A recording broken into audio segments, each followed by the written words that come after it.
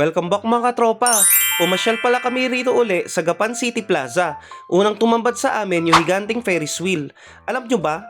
50 pesos lang to para sa mga bisita, pero libre naman sa mga taga-Gapan. Astig, di ba?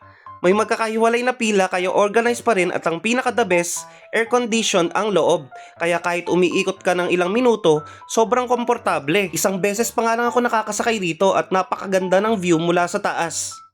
Dito naman sa fountain, nakaka-relax lang panoorin, lalo na pag nag-iiba-iba yung kulay ng ilaw. Parang perfect spot talaga kung gusto mong mag-unwind after a long day.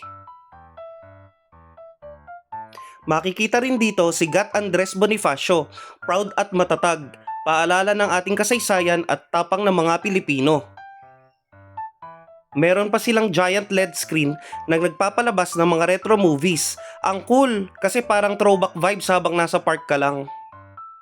Ang daming nagde-date, may mga barkada ring naglalakad at nagkukilitan. Lahat chill lang, tahimik at ang linis pa ng paligid. Late na kaming dumating pero sobrang peaceful pa rin.